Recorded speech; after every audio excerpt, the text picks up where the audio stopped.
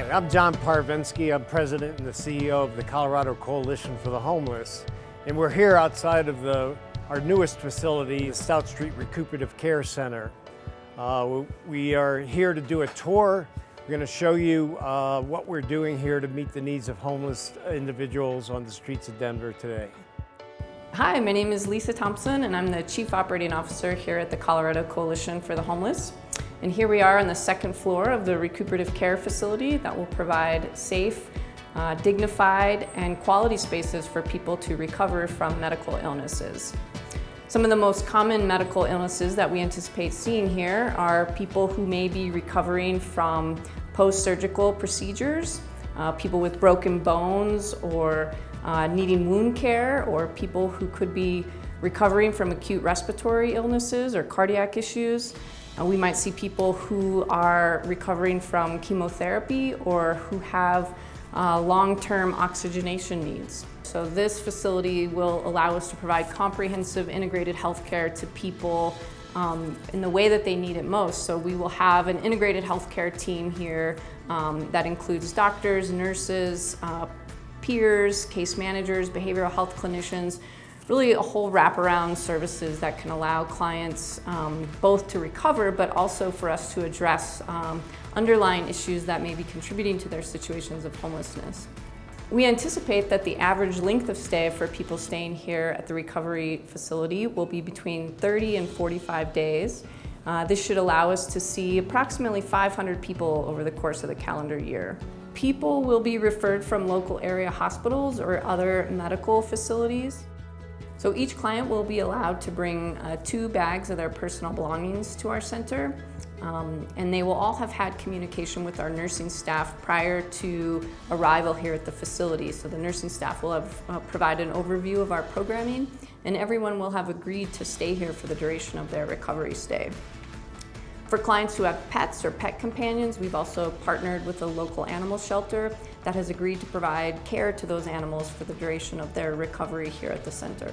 So the center features 75 medical respite beds on floors 2 and 3.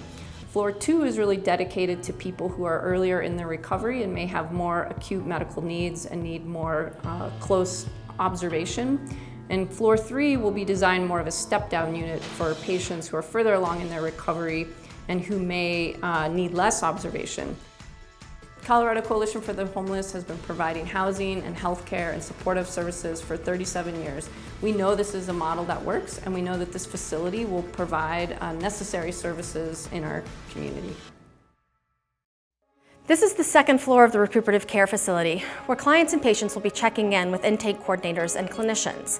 You'll see as we walk these floors that we have women's pods and men's pods, where they will get regular health care from clinicians that will be walking the floors.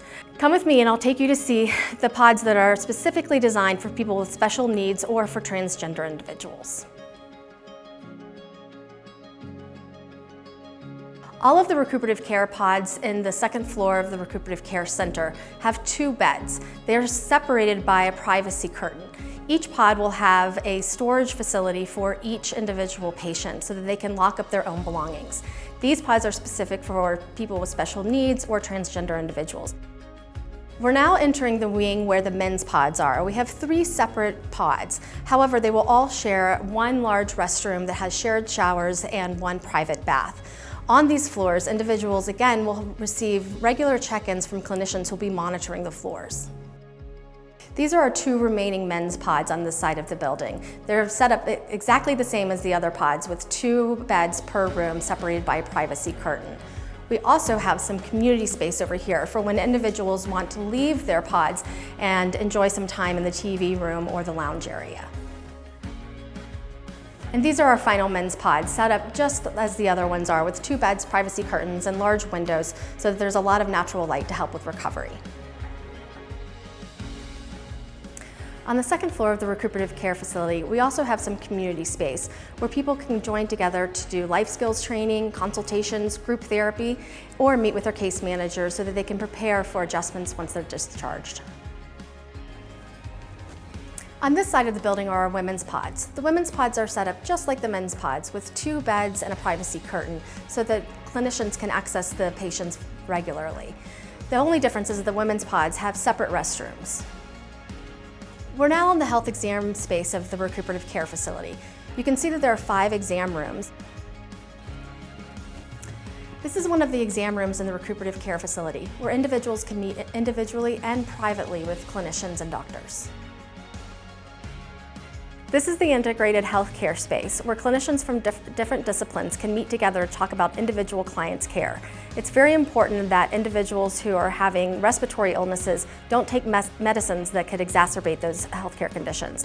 Therefore, a clinical pharmacist will be alongside the doctor in this room to talk about individual healthcare plans. This is the end of the tour of the second floor of the recuperative care facility. You can see behind me that there's a terrace. That's so that patients on this floor have some opportunity to get outside, get some fresh air, and see views of downtown. We'll now be going up to the 3rd floor, where patients are likely to graduate so that they can have a little bit more privacy, staying in double occupancy rooms with their own bathrooms, though clinicians will still be available on site to help them with their healthcare needs. This is the 3rd floor of the recuperative care facility. This is where clients can live a little bit more independently than they can on the 2nd floor. However, there still will be healthcare professionals that will check in on them with some regular consistency. There are also some shared spaces on this floor, which we'll take a tour of in just a little bit. But let's go take a look at one of the double occupancy rooms.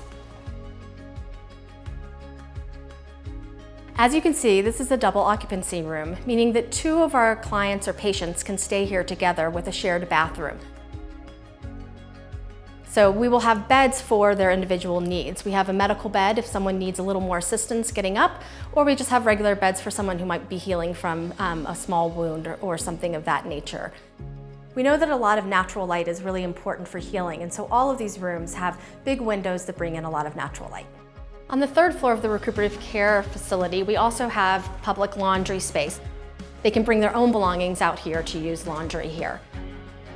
We have office spaces on the 3rd floor as well. This is so that people can meet with housing counselors or case managers, and in some instances, if they need to meet with a clinician or when staff might need to have conferences about particular residents.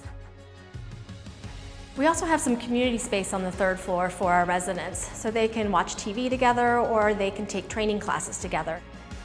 This is our cafeteria space, where residents on floors 2 and 3 will receive 2 to 3 meals a day, and they can access healthy snacks.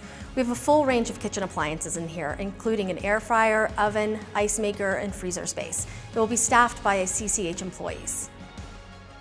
Well, I hope you enjoyed the tour of the Stout Street Recuperative Care Center. Colorado Coalition for the Homeless is proud to be able to provide 75 recuperative care beds for people experiencing acute medical conditions who need a place to recover. But we're not stopping here.